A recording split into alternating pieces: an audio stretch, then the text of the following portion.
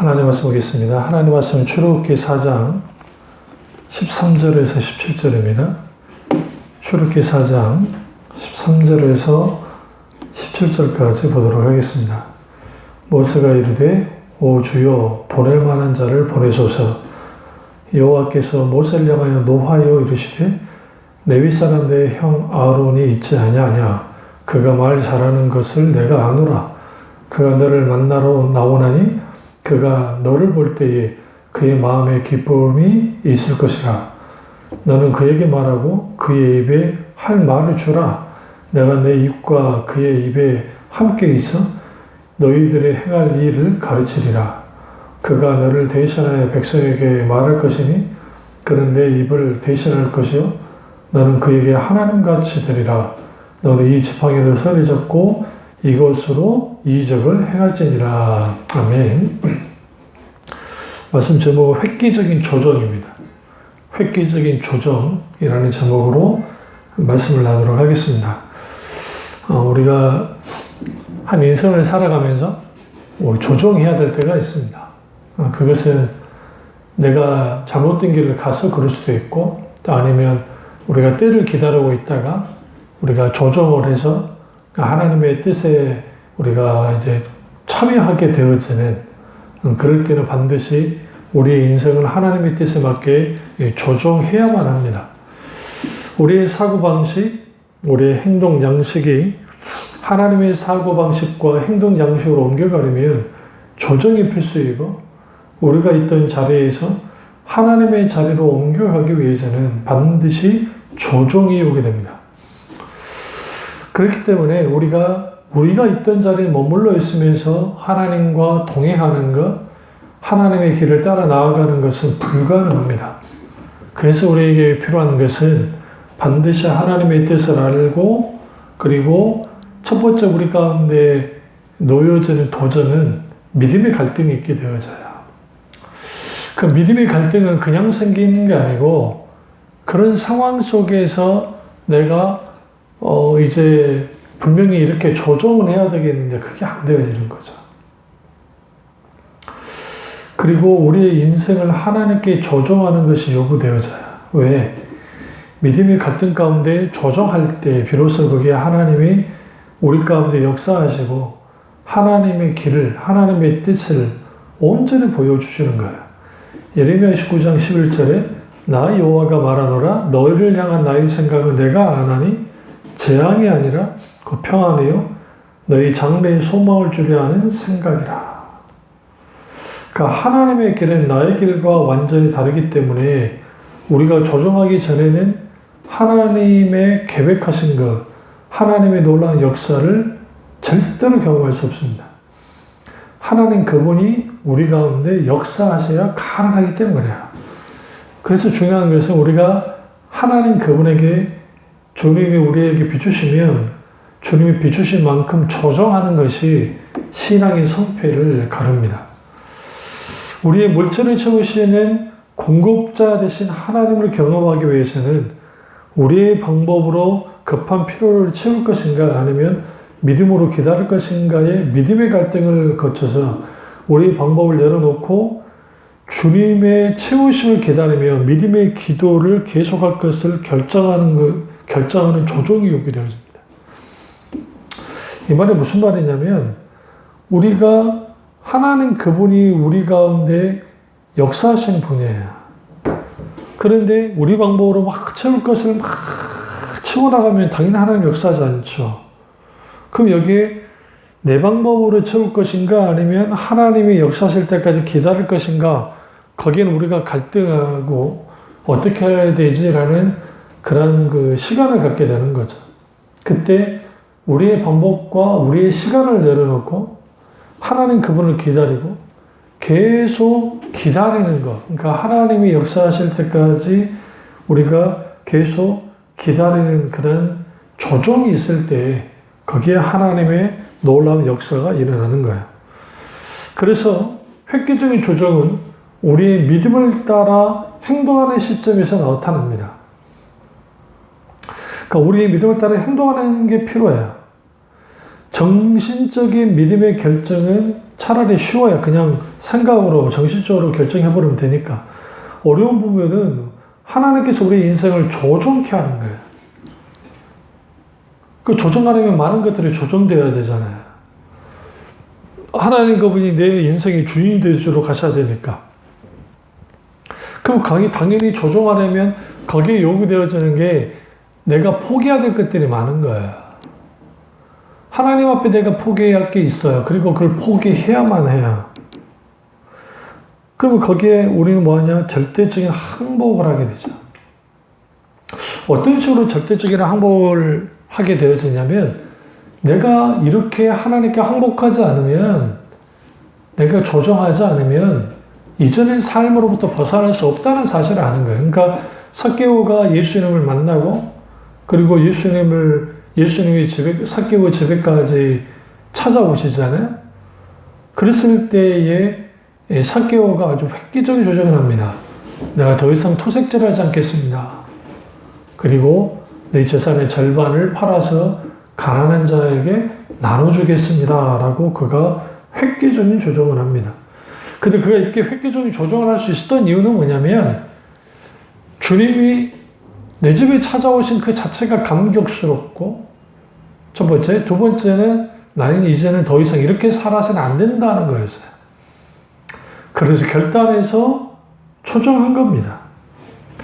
그래서 여러분, 우리가 하나님은 우리에게 절대적인 항복에 관심을 가지고 계시고, 그럼 우리가 환경의 영역에서, 인간관계의 영역에서, 생각의 영역에서, 믿음의 영역에서, 행동의 영역에서, 헌신도의 영역에서, 조정을 통해서 모든 영역에서 하나님이 주인이 되게 하셔야 돼요.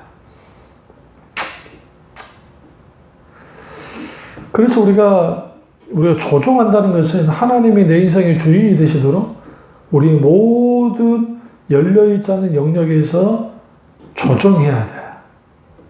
이게 어려운 거야. 이게 힘든 것일 거야. 근데 주님이 그걸 요구하는 겁니다. 왜 요구하실까요? 우리가 그렇게 조정되어졌을 때, 그랬을 때 비로소 우리가 자유케 되어지고 영적으로 성장할 수 있기 때문에 그렇습니다. 그래서 우리가 하나님께 조정해야 순종할 수 있습니다. 근데 이 순종에는 비싼 대가를 치러야 될 때가 있다는 거예요. 그가 조정과 순종의 값을 치를 때 하나님의 뜻을 알 수 있고 하나님의 뜻대로 행할 수 있어요. 그러니까 우리는 어떤 가운데서도 내가 대가 치를 자세를 가지고 하나님 앞에 나아갈 때 비로소 거기에서 획기적인 조정이 가능합니다. 그러면 그런 획기적인 조정이 있게 되어지면 하나님을 전적으로 의지하고 그 다음에 순종하는 것이 이제는 가능하게 되어져요. 쉬워지게 돼요. 그래서 하나님의 뜻을 알고 행하는 데 있어서 조정은 하나님은 우리를 통해서 하고자 하시는 일을 이루시도록 하나님께 전적으로 맡기고 헌신하고 주님만을 붙들고 나아가는 것이 매우 중요합니다. 사람의 방법, 계획으로 절대로 하나님의 역사를, 하나님의 능력을 맛볼 수 없습니다. 오직 하나님만이 우리 가운데 역사하신 하나님이시고, 그렇다고 한다면 살아서 역사하신 하나님 그분이 우리에게 뭐 하시도록? 역사하시도록, 혹은 내 인생을 주도해 나가시도록, 나의 모든 것들을 책임지시도록 우리는 주님께 획기적으로 조정하고 순종해야만 합니다.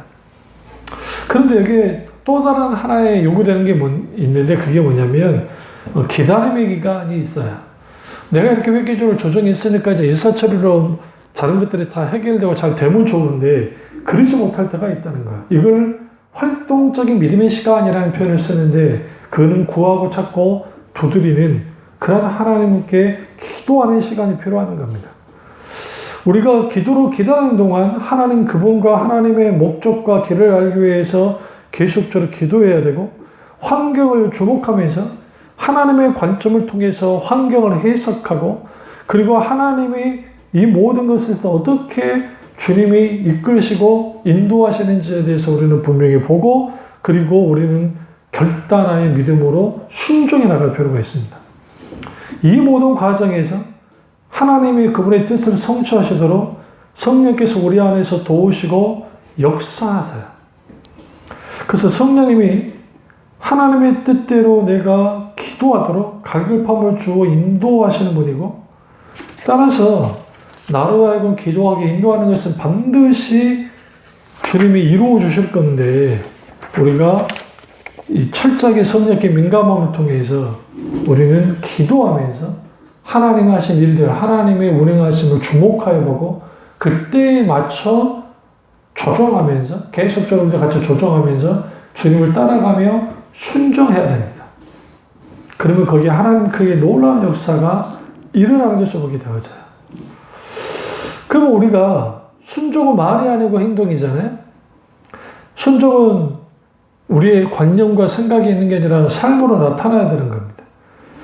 그러니까 하나님의 말씀을 머리로 이해하는 것은 어렵지 않은데, 실제로 이러한 것들이 하나님 앞에 온전하게 주님께 온전하게 하나님 앞에 맡겨졌을 때에 내가 내 삶의 변화와 너의 모든 인생과 내 신앙에 있어서 중요한 게 하나님이 의도하시고 하나님이 바라시는 뜻대로 나아가는 것이고, 그렇다고 한다면 이 모든 것들은 삶의 변화와 순종은 하나님 그분에게 획기적으로 조정했을 때 가능하고, 순종 또한 그때 가능하다는 거예요. 그러니까 저도 그렇고 여러분도 그렇고 이 설교를 듣는 분들이 순종 직전에 너무 힘들어해요. 그러니까 순종한 건 알겠는데 잘 되지 않는 나의 모습, 불순종하는 우리의 이러한 신앙의 연약함들, 그것 때문에 때로는 좌절하고 쓰러지기도 하죠. 그래서 순종이 전에 먼저 해야 될 것은 반드시 조정하는 것이고, 그리고 그 조정은 결국은 내가 하나님의 뜻에 맞게 내가 움직여지는 거예요. 노아의 경우를 보면 노아가 평상시대로 살고 있었어요. 근데 하나님이 방주를 만들려고 말씀하셨습니다. 그리고 그는 그 말씀에 순종했어요. 그런데 단순히 그가 평상시대로 살면서 순종하셨을까? 아니요. 그것을 포기해야 그 어마어마한 방주를 만들 수 있습니다. 먹고 살아야 될 노아가 이제는 그 어마어마한 방주를 짓는데 열심을 다했습니다. 그러면 삶의 조정, 우선순위의 조정 없이는 불가능한 것처럼, 마찬가지로 우리도 주님께 순종하려면 이러한 우선순위의 조정과, 그리고 내가 무엇을 하나님께 내가 지금 순종하는데 방해되는 게 있다고 한다면 그 무엇인가를 반드시 조정해야 돼요. 아브라함은 역시 그 갈대아 우르에 있었는데, 갈대아 우르를 나오라 할 때에 그가 거기서 그냥 머뭇거리면서 가만히 있었다고 한다면 주님이 열국의 아비가 되도록 주님이 하실 수는 없었던 것처럼, 우리는 반드시 내가 머물러 있는 그곳 갈대아 우르를 떠나 나와야, 그래야 거기에 하나님이 열국의 아비가 되게 하는 아브라함이, 그럼 거기에는 자기가 획기적으로 조정하는 본토 친척 아비 집을 떠나 나오는 조정 없이는 이게 불가능했고, 모세도 미디안 광야 한 구석에서 양집에 살았어요. 40년 동안. 근데 그렇게 계속 있는 채로 있었다고 한다면, 그가 오늘 본문 말씀처럼 나는 못합니다, 나는 말을 잘 못합니다, 이런 식으로 있어버렸으면 그는 절대로 민족의 지도자가 되지 못했고 출애굽의 실질적인 리더가 되지 못했어요. 그래서 하나님께서 그를 향해서 너는 손을 잡고, 지팡이는 손을 잡고 이것으로 이적을 해라 라고 하면서 주님께서 모든 것을 주어주고 조종하라는 거야. 그런데 그가 이제 이집트로 가긴 하는데 그가 어쩔 수 없이 가요. 그리고 숫곳이라는 지역에 있을 때에 여호와께서 그를 만나서 그를 죽이려 해요. 그 24절에 나와요. 4장 24절에. 왜 그러느냐. 그가 숫곳이라는 지역에서 갈까 말까 갈팡할까 하면서 자기가 조종해서 나왔던 것을 돌아가라 했던 것 같아요. 성경 보시면. 그러니까 하나님이 분노하신 거죠. 시보라가 돌칼을 가져다가 게르솜의 포피를 베어서 그의 발에 갖다 대고 막 이제 그 하나님 앞에 이렇게 했을 때에 하나님께서 그 모세를 이제 놓아주시는, 죽이지 않으시잖아요. 그래서 여기서 우리는 이만큼 우리가 어떤 조종을 한다 할 때에 쉽지 않아요. 어제는 내가 조종을 했지만 오늘 내가 다시 예전으로 돌아가는 수가 있고요. 그래서 매 순간순간 하나님 앞에 조정이 필요합니다. 그러니까 우리가 달 탐사선을 쏠 때 과학자들이 정말 대단한 브레인들, 정말 머리 좋은 사람들이 또 슈퍼컴퓨터를 가지고 있는데, 그걸로 다 계산을 했어도 달까지 우주선을 보내는데 약 5만 번의 수정을 가야 되는, 조종을 해야 된다잖아요. 그러니까 신앙은 결국은 수정하고 내가 잘못하고 있던 수정하는 게 요구되는 거예요. 그러니까 수정하면서 우리는 거기에서 결국은 내가 뭘 하기 시작하냐면 하나님 그분의 의중과 뜻을 수정하고 순종하는 과정 속에서 밝히 알게 되어지고, 그 다음에는 흔들리지 않고 우리가 획기적인 조정을 통해서 하나님의 길을 쭉 나아갈 수 있는 겁니다. 그런데 반면에 이제 요나 같은 인물은 니느웨로 가라고 하는 주님의 명령을 거부하고 다시스로 도망칩니다. 그가 그럴만했다 했잖아요. 아시리아 제국의 그 악나라, 원수의 나라에 가서 하나님께서 이제 너를 심판한다고 하는 심판의 메시지를 선포할 때에 요나가 목숨이 두려워서 그런 게 아니라 요나는 누구보다 하나님이 누구신지를 잘 알고 있던 존재야. 그리고 요나가 보기에 선지자인 요나를 자신을 니느웨로 보낸다는 것 자체가 하나님께서 니느웨에게 기회를 주신 거라는 사실을 너무나 잘 알고 있어요. 그러니까 회개의 기회를 주신 것을 너무 잘 알고 있었고, 요나가 들여다보기에 니느웨는 회개할 기회를 주지 않아도 될 만큼 악랄한 존재이기 때문에 하나님이 결정하셨으면 마음껏 하나님께서 심판하시라는 거야. 그러니까 요나가 그러니까 니느웨가 아니라 다시스로 도망쳤던 행동에는 하나님이 결정하셨으면 그냥 그들을 쓸어버리십시오, 그게 나은 것입니다 라고 하는 행동에 압박하는 거예요. 그러자 하나님께서 그를 이제 도망치는 그를 붙잡죠. 거센 풍랑으로 붙잡고 결국은 물에 던져지고 큰 물고기가 그를 잡아삼킵니다. 그리고 거기에서 그가 하나님께 회개하고 돌이키면서 그가 조정해야만 했어요. 조정하고 어쩔 수 없이 마치 모세가 이집트로 가기 싫은데 숫곳에서 죽을 뻔하다가 다시 이제 이집트로 갔던 것처럼 이 요나도 이제 니느웨로 간 겁니다. 그리고 그 성이 얼마나 컸으면 한 3, 4일 길이나 되는 그런 거대한 도성인데 하루만 심판을 선언하고 그리고 언덕 위로 올라가서 언제 이 니느웨가 이제 멸망을 당하냐 하면서 이제 가만히 지켜보고 있었어요.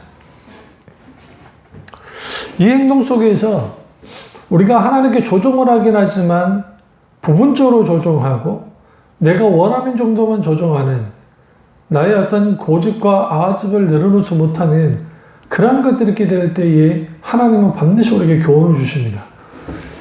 그래서 주님이 덩굴이 자라나게 해서 대낮에 태양빛으로부터 고통당하지 않게 만드시고, 그리고 주님이 이제 해가 이제 넘어갈 때 주님이 이제 벌레를 보내서 이후에 또 바싹 말라 죽게 하는, 뜨거워서 죽겠다고 아우성 치면서 그가 하나님께 막 화를 낼 때에 지금 그 성 안에는 10만 명 넘는 그들의 영혼을 얼마나 네가 그거 하나 가지고도 난리를 치는데 그들의 죽음에 대하여 주님이 상기시킵니다. 그리고 성경은 그렇게 끝나지만 많은 신학자들이 요나는 이후에 조종을 하고 주님의 뜻을 따랐을 거라 분명히 알게 되어지고, 요나는 알지 못했지만 약 90년 후에 이제 주님이 요엘 선지자 시대에 나움도 그렇고 그 시대가 딱 됐을 때 하나님의 니느웨를 멸망시킵니다. 그러니까 우리는 여기에서 하나님께서 우리에게 어떤 걸 조종하라 할 때에는 하나님은 우리의 전부를 보시고 조종하라는 거예요. 근데 우리는 지금 이 부분을 볼 때 이게 내게 손해되어지고 내 마음에 들지 않아. 내가 생각할 때 이해가 되지 않아. 그러니까 당연히 그게 내게 있어서 어떤 문제가 되어지냐면 그런 것들이 나를 무엇을 삼게 만드냐면 뭔가 나는 이걸 하고 있어. 그러니까 내가 뭐 그렇게 잘못한 거 없는 것 같아 라고 여기게 할 수도 있어요. 근데 하나님은 그것조차도 깨뜨려요. 깨뜨리셔서 주님이 어떻게 하느냐? 하나님의 뜻에 맞게 주님이 이제 움직이도록 역사하시도록 하신 것이죠. 그런 의미에서 오늘 모세가 이 본문에서 이제 뭐 하냐면, 그가 주님이 이스라엘의 백성을 구원하라고 하는 그러한 주님의 명령에 대해서 모세가 계속 핑계를 대고 못 가겠다고 하니까 14절에 여호와께서 모세를 향하여 노하여 이르시되, 그러니까 노하셨다는 거야. 화가 나셨다는 거야. 왜 화가 나셨을까요? 이스라엘 백성들이 이 상황에서 이런 일 속에서 이스라엘 백성들이 지금 들여다 보여주는 게 뭐예요? 모세가 들여다보는 게 뭐예요? 이스라엘 백성들이 절대로, 그러니까 자기를 따르지 않을 거라는 확신, 또 다른 차원은 자기가 살인자로서 도망쳐 왔는데 이집트 왕이 가만 놔둘까? 잡혀서 죽을 거란 그런 두려움, 이러한 것들을 교차하니까 내가 가서 어떻게 이스라엘 백성들을 이끌 수 있느냐라는 문제와 또 바로 앞에 눈앞에 있는 이집트 파라오 앞에 섰을 때 자기의 어떤 상황에 빠질지 모르는 그런 두려움이 그로 하여금 소극적으로 만들게 했어요. 그러니까 나는 말을 못하니까 못하겠다. 그러니까 주님이 지팡이를 손에 잡고 이적을 행하라 주님 말씀하시는 거죠. 그리고 그는 어쩔 수 없이 그 길을 가는 겁니다. 여기서 우리는 내가 조정을 할 때 이 핑계 저 핑계를 대고 조정하지 못해도 또 부분적으로 조정한다 할지라도 그래도 모세처럼 그래도 주님이 내가 싫든 좋든 주님의 인도를 가는 게 중요해요. 근데 문제는 다시 또 수컷에서 하나님의 뜻과 정면 위배되는 행동을 했고 주님을 죽이려 했고 십보라덕에 그가 이제 살아납니다. 그 다음에 모세 행보를 보시면 조금도 주저하지 않고 주님의 뜻을 추구해 나가요. 왜? 죽을 뻔하니까 그렇게 조정. 이게 이제 사람마다 다른 거예요. 그러니까 아브라함은 이렇게 조정을 하잖아요. 그러니까 조정해서 저렇게 나오는데 모세는 그렇지 못했다는 것이죠. 그리고 누가복음 18장에 보면 부자 청년이 나오는데 영생을 얻기 위해서 부자 청년이 예수님께 나왔어요. 그래서 그 부자 청년이 무엇을 하여야 영생을 얻을 수 있습니까? 라고 주님께 질문을 해요. 그러니까 부자 청년이 예수님이 부자 청년에게 내가 하나님의 계명을 지켰느냐고 물으시죠. 그러니까 자신 있게 어려서부터 잘 지켰습니다. 라고 이제 그가 반응을 해요. 그러니까 예수님이 잘했다고 칭찬하시죠? 그러고 난 다음에 오히려 네게 부족한 게 있다. 라고 주님이 말씀하시면서 내게 있는 것을 다 팔아서 가난한 자에게 나눠줘라. 그리고 너는 나를 그 후에 따라라고 말씀하세요. 그때 부자 청년이 심각하게 고민합니다. 왜? 이게 이제 믿음의 갈등인 거죠. 그가 부자였어요. 근데 그가 원하는 것은 예수님을 따르는 게 아니라 어떻게 하면 영생을 얻을 수 있냐 그 문제를 해결하라고 왔는데 어쩐데 덮친격으로 재산을 다 팔아서 예수님을 따라야 되는 그런 상황이 벌어져 버린 거예요. 그는 분명히 영생을 얻기를 원했는데 예수님께로 자신의 인생을 조정하는 일에 실패를 하고 근심하여 돌아갔어요. 그러니까 예수님이 그 부자 청년을 빗대어서 부자가 하나님 나라 들어가기가 낙타가 약대 바늘귀에 들어가는 것보다 힘들다라고 주님 말씀하신 거예요. 그러니까 사도 베드로와 그 제자들이 우리는 주님을 위해서 모든 것을 버려두고 주님을 따랐습니다. 그러니까 주님이 칭찬하시잖아요. 그리고 부자라 할지라도 하나님이 원하시면 그들을 구원하신다는 또 하나의 가능성을 주님 열어두시죠. 그러니까 우리가 여기에서 조종이 참 쉽지 않아요. 그러니까 우리가 삼자 입장에서 누군가가 그거 하나 조종 못할까? 나는 했는데 할지 모르지만 하나님의 각 사람의 조종을 요구하실 때는 그 사람이 놓기 힘들한 부분을 주님이 조종을 요구할 때가 많아요. 그러니까 그게 그 사람에게 이걸 감당하기가 쉽지 않은 경우가 있습니다. 그게 부자 청년이 그랬고요. 또 하나는 이제 또 한 사람이 있는데 얘는 좀 반대의 경우예요. 그러니까 완전 획기적으로 조종한 케이스는 그게 11개상 19장에 엘리사라고 하는 농부가 있었는데 밭에서 12결이 소를 앞서고 밭을 갈고 있었어요. 그때 엘리야 선지자가 그에게 다가와서 겉옷을 벌쳐서 그에게 던지고 자기를 따르라고 말합니다. 그러자 엘리사가 아주 독특한 행동을 하는 게 뭐냐면 농기구를 불살라고 한 겨리소를 잡아서 요리해서 온 동네 사람들을 먹였습니다. 이게 뭐냐면 다시 돌아오지 않을 거라는 행동을 보여준 거예요. 그가 그렇게 자신의 삶을 하나님께 조정하고 엘리야를 따랐어요.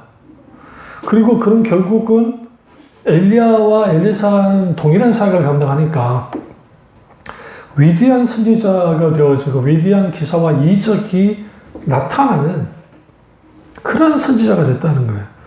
그러니까 오늘날 많은 신자들이 하나님의 역사와 기적을 경험하지 못한 것은 그들이 신앙적인 지식이 없기 때문이 아니고 열렬하게 기도하지 않기 때문이 아니라 주님께 온전하게 조정하지 못하기 때문이에요.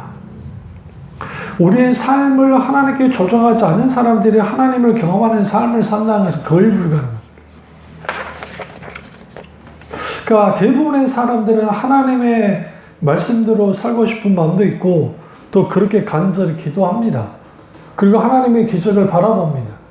그러면서도 부자 청년처럼 자신의 삶을 주님께 조정하기를 원치 않아요. 아니, 하고는 싶은데 잘 안 돼요. 그래서 갈등만 하고 있는 분들이 많아요. 내가 성경 말씀을 잘 알고는 있지만 그 말씀대로 살아가기가 힘들잖아요. 그러니까 결론은 뭐냐? 말씀대로 사는 것은 불가능하다라고 자기들끼리 결론을 내버려요. 당연히 하나님 크기의 역사, 하나님이 우리의 삶 속에서 역사하는 것들을 경험하지 못합니다. 그리고 이렇게 하죠. 하나님의 획기적으로 조정을 원하는 것은 주의 좋은 길을 가는 사람들이나 믿음이 좋은 사람에게만 요구하는 것이지 나 같은 사람에게는 요구하지 않아 라고 스스로 조정할 기회의 문을 딱 닫아버리는 거예요. 그러나 하나님은 항상 하나님의 자녀들에게 조정을 요구하십니다. 그것도 획기적인 조정을 요구하십니다. 심지어는 하나님의 아들이신 예수 그리스도 그분을 향해서도 획기적인 조정을 요구하셨어요. 예수 그리스도 그분이 하나님이시고 그 하나님이 모든 영광을 버리고 인간이 되셔서 낮아지셨습니다. 그리고 예수님 그분이 하나님과 동등됨으로 여기지 않으시고 종의 형상을 가져 이 땅에 오셨고 심지어는 십자가 못 박혀 죽으셨어요. 그런데 이 모든 것들이 예수 그리스도 그분이 성자 하나님의 획기적인 조정의 놀라운 기적이고 놀라운 역사이고 놀라운 그 은혜예요. 그렇다고 한다면 설교를 하고 있는 안성호 목사도 그러면 획기적인 조정이 쉬운 것인가? 쉽지 않습니다. 우리가 하나님의 뜻에 맞게 삶을 조정하기 시작하면 불편한 것들이 생겨나요. 이제는 내 마음대로 해도 되는 것들이 이제는 걸리기 시작하죠. 하나님의 말씀에 순종하기 시작하면 하나님의 뜻을 내가 따라 살아가야 되는데 현실적으로 연약해서 기타 여러 다양한 이유 때문에 그렇게 하지 못하는 나를 보고 절망할 때 있고 또 그렇게 살아야 된다고 하는 죄책감에 빠지기도 하는 거죠. 그런데 우리는 여기서 명심할 것은 뭐냐면 우리는 완벽하게 조정하지는 못한다. 왜? 우리는 한계를 있기 때문에. 그러나 성령의 놀라운 도우심과 은혜가 하나님의 은혜가 함께 될 때 우리는 오늘 하루 조정하면서 계속 우리가 주님이 계시는 방향으로 내가 조정하면서 한가람으로 나가는 거예요. 이게 굉장히 중요합니다. 그러니까 과학자들이 그 말을 하잖아요. 그 그 지구를 향해서 이제 그 운석들이, 큰 운석들이, 심지어는 또 해성 같은 게 막 오면, 공상과학 영화 같은 데를 보면 거기 다 핵폭탄을 실어가지고 탁 하고 터뜨려서 이제 그 방향을 바꾸면 이제 피할 수 있다고 하는데, 이제 과학자들은 그건 옳은 방법이 아니고 그럴 필요 없다고 그러는 거예요. 그럼 어떻게 하느냐? 지금 지구를 향해서 다가오는 그 해성이든 큰 운석이든 그런 게 있으면 거기가 아주 멀리 떨어졌을 때 빨리 그쪽으로 우주선을 보내서 아주 탄도 중량이 큰 그 폭탄 하나 딱 앞에다 탁 터트리면 된다는 거예요. 터트리면 거기 살짝 제축균들을 움직이는 거야. 근데 이제 그 순간은 그 자체는 크게 움직여진 게 아닌데 이게 그 먼 거리에서 죽거져 올 때 어마어마한 거리만큼 거리가 벌어진다는 겁니다. 그러니까 우리는 그러니까 궤도를 수정시켜 주는 것이죠. 그러니까 우리가 똑같이 하나님의 은혜라고 하는 폭탄들이, 하나님의 강한 그 역사하심들이 우리 가운데 하루하루 매 순간순간 있게 될 때 하나님께 대하여 수정할 수 있어요. 잘못된 것으로 갔던 나의 방향을 바꿔서 주님이 뜻하시고 원하는 방향으로 바꿔나갈 필요가 있습니다. 그러니까 우리는 그런 점에서 하나님 그분이 우리 가운데 원하는 게 뭐냐? 우리가 진정으로 하나님의 사람이 되어지는 거, 믿음의 사람이 되는 거예요. 근데 그러려면 누가 뭐래도 우리 인생은 하나님께로 조정해야 돼요. 그래서 출애굽기 3장을 보면 모세가 하나님의 부름을 받는 장면이 나오죠. 그리고 애굽 땅에서 고통당 이스라엘 백성을 구원해내라고 합니다. 그 모세는 하나님 말씀에 순종하고 그의 삶을 하나님께 조정해야만 했어요. 근데 그가 미디안 광야에서 있다가 이제는 주님의 부름을 받았고 그리고 그는 나와야만 했어요. 근데 그는 뭐 했느냐? 주저했습니다. 두려워했습니다. 그는 살인자라고 하는 과거에 자신의 부끄러운 과거가 있었고 민족을 지도자가 되고자 하는 저문날의 실패자로서의 그런 경험도 있었고 아무리 자기 계산을 두드려 봐도 이게 안 되는 거예요. 그러니까 그가 결론은 나는 못합니다. 그러니까 내 형이 있는데 저는 그 다른 사람을 보낼 만한 사람 보내주십시오. 그러니까 주님 빼도 박지 못하게 야, 너 형 아론이 있어. 이미 준비하고 있어. 그러니까 너는 너의 상태에 있는 내 백성을 구원해. 거기로 가야 돼. 라고 주님이 계속 강조하시고 큰 임무를 맡기시는 거예요. 그리고 주님이 이제 4장 19절에 구체적으로 이 말씀도 하시죠. 이제 모세에게 여호와께서 미디안에서 모세에게 이르시되 애굽으로 돌아가라. 내 목숨을 노리던 자가 다 죽었느니라. 이렇게까지 주님이 모세가 두려워한 것까지 다 제거를 했음에도 불구하고 숫곳에서 그가 다시 한번 틀어지는 주님의 뜻을 따르지 않는 이러한 것들이 저나 여러분에게 있을 수 있어요. 그러니까 사탄이 그 약점을 파고드는 거죠. 그리고 그걸 통해서 우리가 하나님께 획기적인 조정을 하지 못하도록 만드는 겁니다. 그런데 모세가 획기적인 조정을 못하는 그 이유는 자신은 늙었고 말도 못하고 자기는 살인자고 그 기타 등 여러 이유 때문에 그랬어요. 그런데 하나님은 지팡이 두고 가라는 거예요.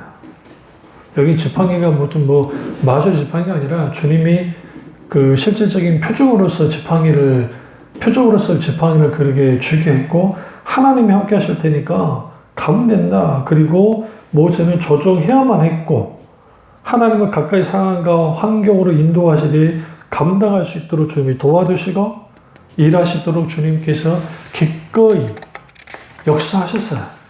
그리고 모세는 실제로 온전히 주님께 조정을 합니다. 그리고 그 조정함 속에서 하나님의 놀라우신 역사하심과 하나님의 놀라우신 일들이 실제로 모세를 통해서 일어났어요. 그러니까 실질적으로 우리가 왜 하나님께 획기적인 조정을 해야 되느냐? 그래야 하나님은 우리와 함께 일하시고 하나님을 경험하는 삶을 살 수 있고 그리고 그 속에 있게 되어지는 하나님의 살아계심이 우리를 통해서 드러납니다. 그가 이루고자 하는 뜻도 성취되어지고요. 우리는 이 사실을 깨닫고 획기적인 조정을 통해서 하나님 그분의 놀라운 뜻을 이루는 저와 여러분 되시기를 주님으로 축원합니다. 기도하겠습니다. 사회적 역사주 우리 주 우리와 함께 하시고 오늘 선포된 말씀이 나의 말씀 되기 원하오니 우리가 획기적인 조정을 통해서 하나님 의중과 뜻을 깊이 알게 하시고 하나님 원하시고 바라시는 일들을 이루는 우리가 다 될 수 있도록 은혜 베풀어 주시옵소서. 예수님의 이름으로 기도드립니다. 아멘.